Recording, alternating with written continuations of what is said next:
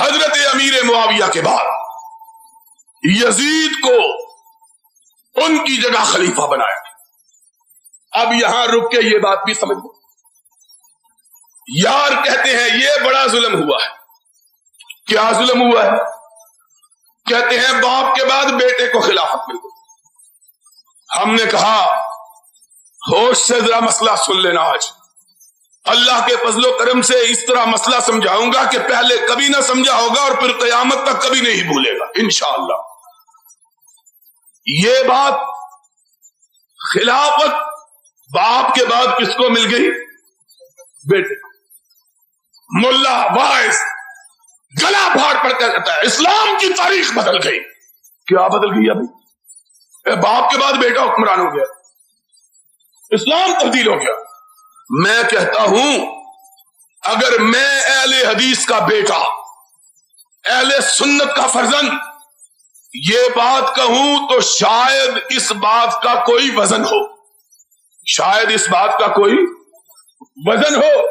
اس لیے کہ ہمارے نزدیک باپ کے بعد بیٹا خلافت کا حقدار نہیں ہوتا. باپ کے بعد بیٹا خلافت کا حقدار. ہمارے نزدیک امامت وراثت کی چیز نہیں ہے.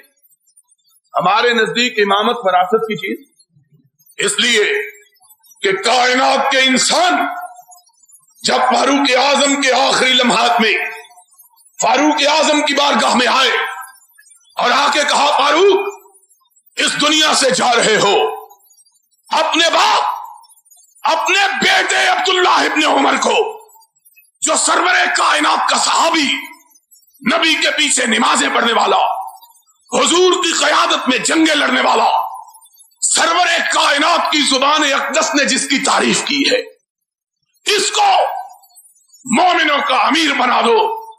تو فاروق نے آنکھ اٹھا کے جواب دیا نہیں نہیں, میں قیامت کے دن اپنے رب سے یہ نہیں سننا چاہتا کہ میرا رب جب مجھ سے پوچھے کہ عمر امت کی بھاگ دوڑ کس کو دے کے آیا تھا, تو میں یہ نہیں سننا چاہتا کہ جواب میں یہ کہا جائے کہ اپنے بیٹے کو دے کے آیا تھا.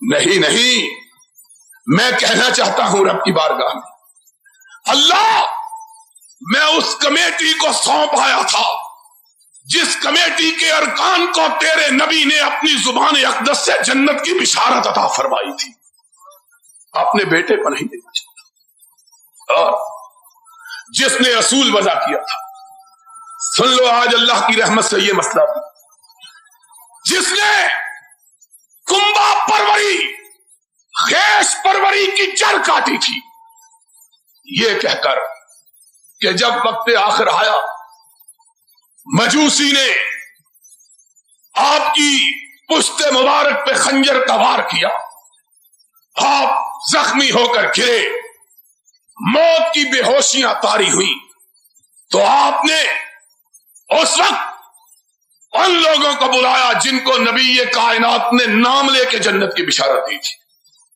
کل کتنے لوگ تھے؟ 10. فاروق کے زمانے میں کتنے زندہ تھے؟ 7. 8 میں خود فاروق تھے, 7 تھے زندہ, 8 میں خود, کل 10 تھے. ایک صدیق اکبر, فاروق اعظم, عثمان ذی النورین, علی مرتضی, طلحہ, زبیر, عبد الرحمن ابن او, حضرت ابو عبیدہ ابن جراح اور حضرت سعید ابن عاص رضی اللہ تعالی عنہم اجمعین. صدیق بھی فوت ہو چکے تھے اور حضرت ابو عبیدہ ابن جراح رضی اللہ تعالی عنہ بھی فوت ہو چکے تھے. باقی کتنے؟ 8. باقی کتنے؟ 8. ان میں سے 8 میں خود حضرت فاروق اعظم. باقی کتنے؟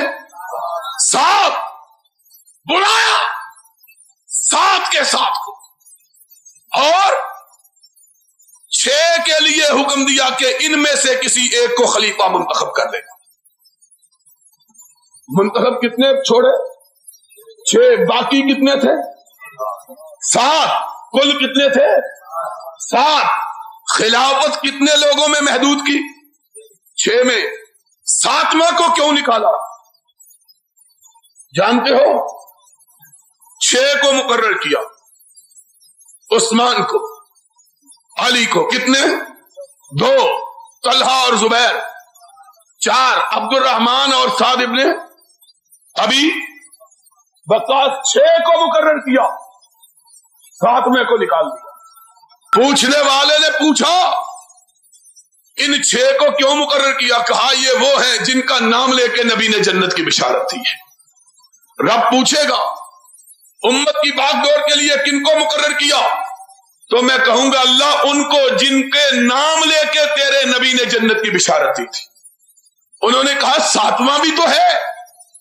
آنکھوں میں آنسو آ گئے. کہا 7واں بھی ہے. کہا اس کو کیوں نہیں رکھا؟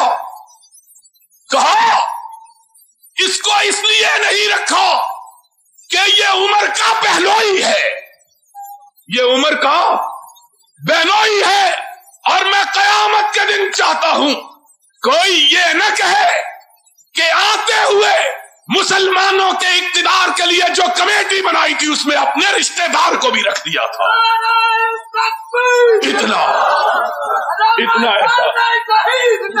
اتنا احساس کہ اپنے رشتہ دار کو نبی کی زبان اقدس سے جنت کی بشارت پانے کے باوجود خلافت کمیٹی میں رکھنا گوارا. ان کو کہتے ہیں خلافت اپنے کنبوں کو دے گی. کس کنبے کو دے گی؟ یہ ہمارے نزدیک تو قابل اعتراض ہو تو ہو. تمہیں کیا ہے کہ باپ کے بعد بیٹا؟ ان کو یہ بات کہنے کا کیا حق ہے جن کے مذہب کی بنیاد ہی اس بات پر ہے کہ باپ کے بعد بیٹا، بیٹے کے بعد پوتا، پوتے کے بعد پڑپوتا، پڑپوتے کے بعد اس کا بیٹا، اس کے بعد اس کا بیٹا، اس کے بعد اس کا بیٹا، اور جن کی امامت چلتی ہی نسل میں ہے ان کو معاویہ پہ اعتراض کا حق کہاں سے مل گیا ہے؟ جن کے مذہب کی بنیاد وراثت پر ہے وہ اعتراض کیوں کرتے؟ ان کو کیا حق ہے اعتراض؟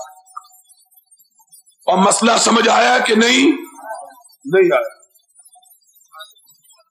جن کے مذہب کی بنیاد ہی نسل پرستی پر ہے، جن کے مذہب کی بنیاد ہی وراثت پہ ہے، وہ امیر معاویہ پر.